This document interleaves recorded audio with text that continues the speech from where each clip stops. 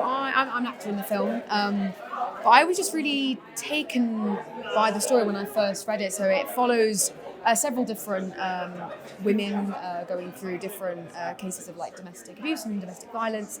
A lot of them based on sort of verbatim stories, and that felt like the most important thing about this film for us is to do justice to those stories. But I think for me, as like the actor coming into it anyway, like it felt like it's just about making them like human more. That like they're not just like, it's not a dramatic story, you know, for people to be on the edge of their seats about for the sake of it. It was really important to be like this. These are real people that we're trying to showcase on screen, and hopefully we've done that. Yeah, no, 100%. And so the film was produced and advocated for by a Northeast charity called Harbour. They're an independent charity, and they'd wanted for a while to have a film that they could use as an educational resource when they go into different centres, and also something that they could show potential women who were coming to work with them about what different kinds of abuse can look like, because it's not always physical. And so they'd set aside some money and had wanted for a while to do this, and luckily, we were able to collaborate on that. Yeah. And is the structure of the story tailored towards the message? Is it slightly unconventional? It is a little bit unconventional. So the story, the script was actually split into kind of two sort of narratives. There's one that is a verbatim script taken from interviews that were done with women who work with Harbour, and then there was the script that I wrote that follows a young couple and a young woman as she goes through some of her own experiences with domestic abuse and finds this charity. So the film follows the narrative of this sort of, it's almost like a documentary, and then the narrative of the young couple as well, and then they kind of come together. But I've never really seen much of that kind of melding before, so it was unconventional, I'd say. Yeah, that's what I really liked about the script. It was the sort of like intertwining of the two sort of genres, but they kind of feel in the same world by the end of the film. And even in the filming of that, it was really nice that you have just this sort of domestic drama, but then you get to see how that leads into these true stories by the end. So yeah, it was a really nice culmination of two different sort of styles, I think. And obviously it's a very important subject matter, but what compelled you as an actor towards the material? I think sometimes you can't think too much about like, oh, this is for like an educational purpose, and it's just, we're just going to tell a story. And because that's innately, if you put too much pressure on yourself to be like, this is going to change people's lives, I think you can get too in your head about that. But it's just about telling a good story, and when it's innately in the writing and that theme is just there anyway. I think as well, like it was just, even rewatching it again today, like I hadn't seen it in a long time, I was like, so much of it is, the storytelling is non-verbal.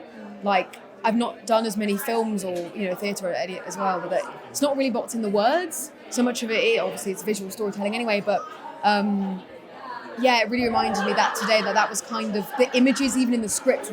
I fell in love with a lot of just the descriptions of the images that were going to be made. I really like that part of it. It's the power of pure cinema, as we call it, right? Pure cinema. As a director, has this experience inspired you to tell more stories of similar importance about other causes?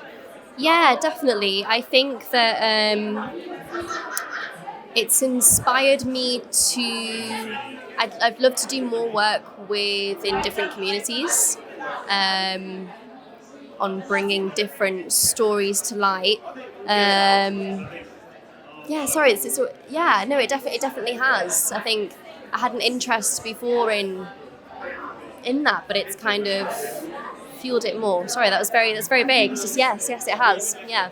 Talk to me a little bit more about your creative team, the guys and the gals that brought the story to life. So I had a brilliant AD called Sam Retford, who's also an actor, but was just fantastic. And he was one half of a company called the Collective Media. The other half is Lloyd and Morgan. And this was my first time making a film. and they really kind of really helped me figure it out. I really couldn't have asked for a better team to work with. They were fantastic, really, really like top lads. It was a bit of a skeleton crew because we were working with such a low budget, so there were many hats on many heads. And then I had a friend come in and do our lighting, who was our spark, and our gaffer. And then Sam, who was ADing, was also our sound recordist. So it was like very hands-on, but everyone was up for it.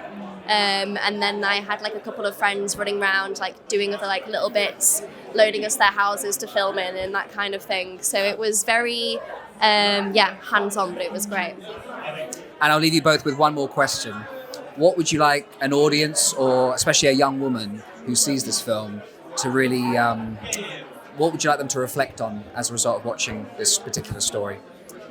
I think, that there are different levels of abuse, and that it's okay to, even if you're not sure, to reach out and make inquiries about what's available for you, because